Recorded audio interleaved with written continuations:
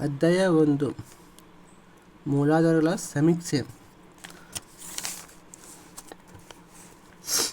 ಆಧಾರಗಳು ಅಂದರೆ ನಮ್ಮ ಇತಿಹಾಸ ಹೆಂಗೆ ಹುಡ್ತಂದ್ರೆ ಅದಕ್ಕೆ ಕೆಲವೊಂದು ಆಧಾರಗಳದಾವ. ಆಧಾರ ಮೇಲೆ ನಾವು ತಿಳಿದುಕೊಳ್ಳೋಣ. ಸಾಹಿತ್ಯಿಕ ಆಧಾರ, ಪುರಾತತ್ವ ಆಧಾರ. ಸಾಹಿತ್ಯ ಆಧಾರ ಲಿಟ್ರೇಚರ್ ಎವಿಡೆನ್ಸ್ ಅಂತ ಕರೀತಾರೆ. ಅದರೊಳಗೆ ಸಾಹಿತ್ಯ ಆಧಾರೊಳಗೆ ದೇಸಿ ಸಾಹಿತ್ಯ ಆಧಾರ, ವಿದೇಶಿ ಸಾಹಿತ್ಯ ಆಧಾರ ಅಂತ ಬರ್ತೈತಿ. ಆ ದೇಸಿ ಸಾಹಿತ್ಯ ಆಧಾರೊಳಗೆ ದೇಶೀಯ ಮೀನ್ಸ್ ನಮ್ದು ದೇಸಿ ಸಾಹಿತ್ಯ ಆಧಾರೊಳಗೆ ಮುಸ್ಲಿಂ ದಾಖಲೆ ಮತ್ತು ಹಿಂದೂ ದಾಖಲೆ ಬರ್ತಾವೆ. ಮತ್ತು ಮುಸ್ಲಿಂ ದಾಖಲೆ ಅರಬ್ ದಾಖಲೆ ಮತ್ತು ಪರ್ಷಿಯನ್ ದಾಖಲೆ ಬರ್ತಾವೆ. ನೆಕ್ಸ್ಟು ವಿದೇಶಿ ಸಾಹಿತ್ಯ ಆಧಾರಗಳು ಅರಬ್ ಬರ್ತಾರೆ, ವಿದೇಶಿ ಅಂದರೆ ಫಾರಿನ್ ವಿದೇಶಿ ಸಾಹಿತ್ಯ ಆಧಾರಗಳು ಅರಬ್ ಬರ್ತಾರೆ, ಇಟ್ಲಿ ಬರ್ತಾರೆ, ಪೋರ್ಚುಗಲ್ ಬರ್ತಾರೆ, ಇಂಗ್ಲೆಂಡ್ ಬರ್ತಾರೆ. ನೆಕ್ಸ್ಟು ಪುರಾತತ್ವ ಆಧಾರಗಳು ಮೀನ್ಸ್ ಸ್ಮಾರಕಗಳಿರ್ಬೋದು, ಚಿನ್ನ ಇರ್ಬೋದು, ನಾಣ್ಯಗಳಿರ್ಬೋದು. ಅವುಗಳ ಮೂಲಕ ಇತಿಹಾಸ ತಿಳ್ಕೋದು ಉಪಯುಕ್ತವಾಗಿದೆ ಅಂತ ಹೇಳ್ಬೋದು. ಶಾಸನಗಳು, ನಾಣ್ಯಗಳು, ಸ್ಮಾರಕಗಳು.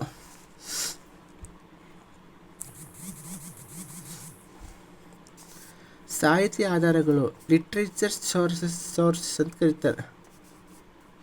ಲಿಟ್ರೇಚರ್ ಸೋರ್ಸ್ ಅಂದರೆ ಸಾಹಿತ್ಯ ಆಧಾರಗಳು. ಲಿಖಿತ ರೂಪದ ಬರವಣಿಗೆಗಳನ್ನು ಸಾಹಿತ್ಯ ಆಧಾರ ಅಂತ ಕರೀತಾರೆ. ಲಿಖಿತ ಇರ್ಬೋದು, ಅದು ಬರವಣಿಗೆ ಮೂಲಕ ಇರ್ಬೋದು. ಲಿಖಿತ ರೂಪದ ಬರವಣಿಗೆಗಳನ್ನು ಸಾಹಿತ್ಯ ಆಧಾರ ಅಂತ ಕರೀತಾರೆ. ಇವನು ದೇಸಿ ಸಾಹಿತ್ಯ ಆಧಾರ, ವಿದೇಶಿ ಸಾಹಿತ್ಯ ಆಧಾರ ಅಂತ ಆ ಟೈಪ್ ಮಾಡ್ತಾರೆ. ಅಂದರೆ ಏನೆಲ್ಲ ಲಿಖಿತ ರೂಪ ಇರಬೇಕು.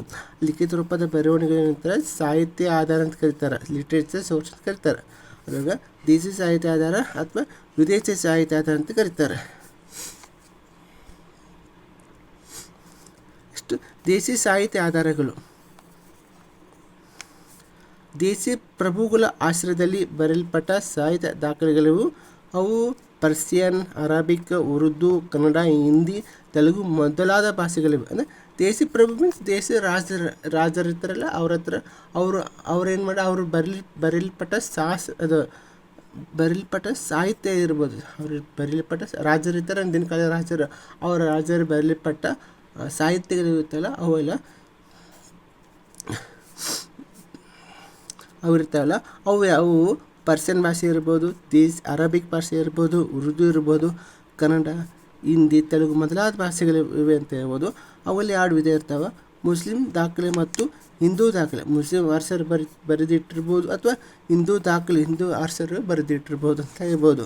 ಮುಸ್ಲಿಂ ದಾಖಲೆಗಳು ಮಧ್ಯಯುಗದಲ್ಲಿ ರಚಿಸಲ್ಪಟ್ಟ ಬಹುತೇಕ ಐತಿಹಾಸಿಕ ದಾಖಲೆಗಳು ಮುಸ್ಲಿಂ ದಾಖಲೆಗಳಾಗಿವೆ. ಅಂದರೆ ಮಧ್ಯಕಾಲದಲ್ಲಿ ಬರೆಯಲ್ಪಟ್ಟ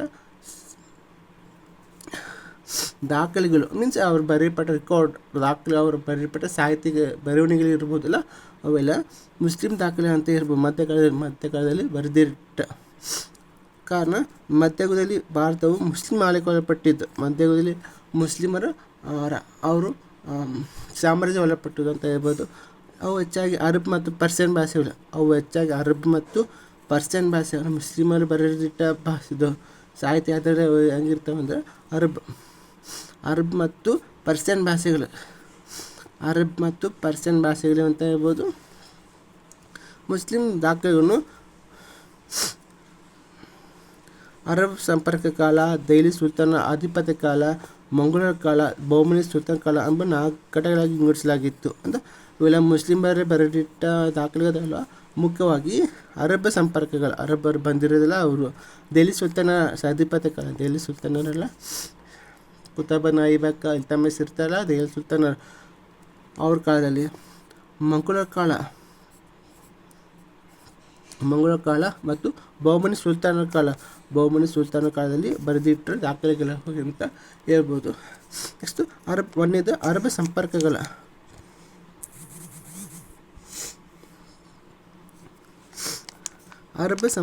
ಅಂದರೆ ಅರಬ್ಬರಿಂದ ಬರೆಯಲ್ಪಟ್ಟ ಸಾಹಿತ್ಯ ಆಧಾರಗಳು. ಕ್ರಿಸ್ತಕ 7ನೇ ಶತಮಾನದಲ್ಲಿ ಭಾರತಕ್ಕೆ ಬಂದ ಅರಬ್ಬರು ಪಾದಪರಿಣಾಮದ ಮೇಲೆ ಅನೇಕ ಅರಬ್ಬರ ಪ್ರವಾಸಿಗಳು, ವರ್ತಕರು, ಭೂಗೋಳ ತಜ್ಞರು ಭಾರತಕ್ಕೆ ಬಂದು ಖಂಡಿತವನ್ನು ದಾಖಲಿಸಿದರು. 7ನೇ ಶತಮಾನದಲ್ಲಿ ಬಂದ ಅರಬ್ಬರು ಮುಖ್ಯವಾಗಿ ಅವರು ವರ್ತಕರು, ವ್ಯಾಪಾರ ಮಾಡಿರ್ಬೋದು ಅಥವಾ ಭೂಗೋಳ ತಜ್ಞರು ಅಂದರೆ ಭೂಗೋಳ ಬಗ್ಗೆ ಅವರು ಜ್ಞಾನ ಹೊಂದಿದರು ಮತ್ತು ಮುತ್ತಾದವರು ಏನು ಮಾಡಿದ್ರು ಇಲ್ಲಿ ಭಾರತಕ್ಕೆ ಬಂದು ತಮ್ಮ ಅನಿಸಿಕೆಗಳನ್ನ ಅಥವಾ ತಮ್ಮ ಸಾಹಿತ್ಯಗಳು ಬರೆದಿಟ್ಟರು ಅಂತ ಹೇಳ್ಬೋದು. ಅವರ ಕೃತಿಗಳಲ್ಲಿ ಜೀವನ ಚರಿತ್ರೆಗಳ ಸಂಕಲನವಾದ ಕಿತಾಬುಲ್ ಫರಿಶ್ತ ಅಲ್ ಬೆಲ್ದರ್ಮುಗ್ ಪ್ರಮುಖವಾದದ್ದು. ಅಲ್ ಕ್ವಾಜಿನ್ ರಾಷ್ಟ್ರಗಳ ಸ್ಮಾರಕಗಳು ಇಲ್ಲಿ ಸಹ ಉಲ್ಲೇಖವಾದವಾದದ್ದು ಅಂತ ಹೇಳ್ಬೋದು. ರಾಷ್ಟ್ರದ ದೊರೆ ಅಮಂಗೋರ್ಸ್ ಆಸ್ಥಾನದ ಭೇಟಿ ನೀಡಿದ ಅರಬ್ ಭೌಗೋಳಿಕ ವಿಜ್ಞಾನಿಯಾದ ಸುಲೈಮಾನ್ ಯಾರ ಆಸ್ಥಾನಕ್ಕೆ ಬರ್ತಾನೆ? ಅಮಂಗೋರ್ಸ್ ನೃಪತುಂಗ ಆಶ್ರಮಕ್ಕೆ ಬರ್ತಾನೆ, ನೆನ್ಪಿಟ್ಕೋಬೇಕು.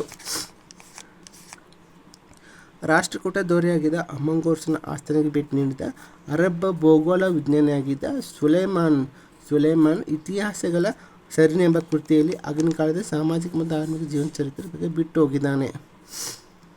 ಇತಿಹಾಸಗಳ ಸರಣಿ ಎಂಬ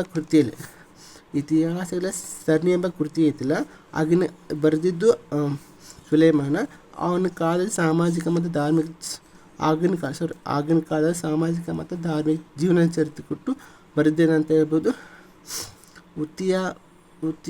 ಉತುಬಿಯಾ ತಾರಿಖಿ ಯಮನಿ ಕೃತಿ ಸಬಕ್ನಿಂದ ಹಿಡಿದು ಮೊಹಮ್ಮದ್ ಗಜ್ನಿವರೆಗೆ ಮುಸ್ಲಿಂ ಚರಿತ್ರೆ ಹೇಳುತ್ತೆ. ಅದನ್ನೆಲ್ಲ ಉತುಬಿಯಾ ತಾರಿಖಿ ಯಮನಿ ಕೃತಿ ಐತಿಲ್ಲ, ಅದು ಸಬಕ್ ಬರೆದಿದ್ದು ಉತುಬಿಯಾ ಬರೆದಿದ್ದು ತಾರಿಖಿ ಯಮನಿ ಕೃತಿ ಸಬಕ್ನಿಂದ ಹಿಡಿದು ಮೊಹಮ್ಮದ್ ಗಜ್ನಿವರೆಗೆ ಮುಸ್ಲಿಂ ಚರಿತ್ರೆ ಇರುತ್ತೆ. ಅಂದರೆ ಸಬಕ್ತಿನಿಂದ ಸಬಕ್ತಿನಿಂದ ಹಿಡಿದು ಮೊಹಮ್ಮದ್ ಗಜ್ನಿವರೆಗೆ ಆಳಿದ ಮುಸ್ಲಿಂ ಚರಿತ್ರೆ ಇರುತ್ತೆ ಅಂತ ಬರೆದ ಕೃತಿಯಲ್ಲ. ಇದು ಬರೆದ ಕೃತಿ ಯಾವುದು? ಉತುಬಿಯಾ ಬರೆದಿದ್ದು ತಾರಿಖಿ ಯಮನಿ ಕೃತಿ ಬರೆದಿದ್ದು. ಅದು ಯಾವ್ದ್ರ ಬಗ್ಗೆ ಹೇಳುತ್ತೆ? ಸಬಕ್ತಿನಿಂದ ಹಿಡಿದು ಮೊಹಮ್ಮದ್ ಗಜ್ನಿವರೆಗೆ ಮುಸ್ಲಿಂ ಚರಿತ್ರೆ ಬಗ್ಗೆ ಹೇಳುತ್ತೆ ಅಂತ ಹೇಳ್ಬೋದು. ಅದೇ ರೀತಿ ಗಜ್ನಿ ಮೊಹಮ್ಮದ್ ಸಾಧನೆಗಳನ್ನು ಅಬ್ದುಲ್ ಫೈಜಿಯ ತಾರಿಖಿ ಮಸೂದ್ ಕೃತಿ ಹೇಳುತ್ತೆ. ಇದನ್ನ ನೆನಪಿಟ್ಕೋಬೇಕು. ಇಷ್ಟ ಗಜ್ನಿ ಮೊಹಮ್ಮದ್ ಅನ್ನಲ್ಲ, ಅವನು ಏನು ಸಾಧನೆ ಮಾಡಿನಲ್ಲ ಅವನೊಂದು ಕೃತಿಯಲ್ಲಿ ಸೇರಿಸಲಾಗುತ್ತೆ. ಆ ಕೃತಿ ಹೆಸರು ಅದು ಬರೆದು ಅಬುಲ್ ಫೈಜಿ ಬರೆದಿದ್ದು ತಾರಿಖಿ ಮಸೂದಿ ಎಂಬ ಕೃತಿ ಐತಲ್ಲ, ಅದು ಗಜ್ನಿ ಮೊಹಮ್ಮದ್ ಸಾಧನೆ ಬಗ್ಗೆ ತಿಳಿಸುತ್ತೆ ಅಂತ ಹೇಳ್ಬೋದು. ಇಷ್ಟು ಅರಬ್ ಚರಿತ್ರೆಗಾರರಲ್ಲಿ ಅಲ್ಬುರುನಿ ಅಗ್ರಗಣ್ಯ. ಮೊಹಮ್ಮದ್ ಗಜ್ನಿಯೊಂದಿಗೆ ಭಾರತಕ್ಕೆ ಬಂದ ಈತ ತೆಕಿಕಿ ಹಿಂದಿ ಕಿತಾಬ್. ಅರಬ್ ಚರಿತ್ರೆಗಾರರಲ್ಲಿ ಅಲ್ಬುರುನಿ ಒಬ್ಬ ಶ್ರೇಷ್ಠ ಚರಿತ್ರೆಗಾರರಿದ್ದು ಅರಬರಲ್ಲಿ ಇವನೇನು ಮಾಡ್ತಾನೆ? ಮೊಹಮ್ಮದ್ ಗಜ್ನಿಯೊಂದಿಗೆ ಭಾರತಕ್ಕೆ ಬರ್ತಾನೆ. ಈತ ಅಲ್ಬುರುನಿ ತೆಕಿಯ ಹಿಂದೂಸ್ತಾನ್ ನಿಜತೆ ಕಿತಾಬುಲಿಂದ ಮತ್ತು ಕಾನೂನಿ ಮಸೀದಿ ಎಂಬ ಕೃತಿ ರಚಿಸಿದ್ದಾನೆ. ತೆಕಿಯ ಹಿಂದ್ ಎಂಬ ಕೃತಿ 11ನೇ ಶತಮಾನದ ಮಧ್ಯಕಾಲದ ಭಾರತದ ಚರಿತ್ರೆ ಅರಿಯಲು ಶ್ರೇಷ್ಠ ದಾಖಲೆ ಆಗಿದೆ ಅಂತ ಹೇಳ್ಬೋದು.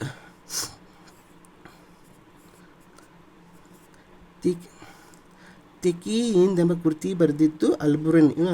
ಇದು 11ನೇ ಶತಮಾನದ ಮಧ್ಯಕಾಲದ ಭಾರತ ಚರಿತ್ರೆಯನ್ನು ಅರಿಯಲು ಶ್ರೇಷ್ಠ ದಾಖಲಾಗಿದೆ ಅಂತ ಹೇಳ್ಬೋದು. ಇದರಲ್ಲಿ 8 ಅಧ್ಯಾಯಗಳಿವೆ. ಕಿತಾಬುಲ್ ಹಿಂದ್ ಕೃತಿ ಭಾರತದ ಆಗಿನ ರಾಜಕೀಯ, ಧಾರ್ಮಿಕ ಮತ್ತು ಸಾಂಸ್ಕೃತಿಕ ವಿಚಾರವನ್ನು ತಿಳಿಯಲು ವಿಶ್ವಕೋಶದಂತಿದೆ.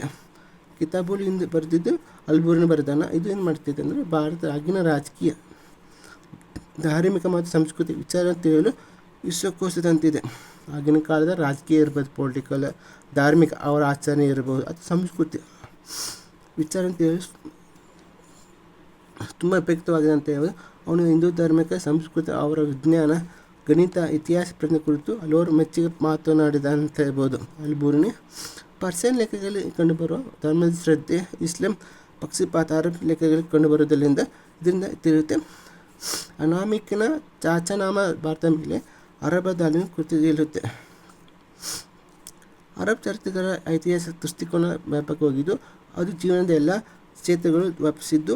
ಪರ್ಷಿಯನ್ ಲೇಖಕರು ರಾಜನಾಗಿ ಧರ್ಮ ಕೃತಿ ರಚಿಸಿದನು. ಇವುಗಳ ಜೊತೆಗೆ ಮೊಹಮ್ಮದ್ ಮಸೂಮ್ ಅದನ್ನೆಲ್ಲ ತಾರಿಖಿ ಸಿಂಧ್ ಮೊಹಮ್ಮದ್ ಜೊತೆಗೆ ಮೊಹಮ್ಮದ್ ಮಸೂಮದ್ ಅನ್ನಲ್ಲ, ತಾರಿಕ್ ಸಿಂಧ್, ಹಸನ್ ನಜೀಮ್, ತಹಸೀಲ್ ಮಹಸೂರ್ ಕೃತಿಗಳು 10ನೇ 11ನೇ ಶತಮಾನದ ಭಾಳ ಸ್ಥಿತಿಗತಿ ಮೇಲೆ ಬೆಳಕು ಚೆಲ್ಲುತ್ತೆ ಅಂತ ಹೇಳ್ಬೋದು.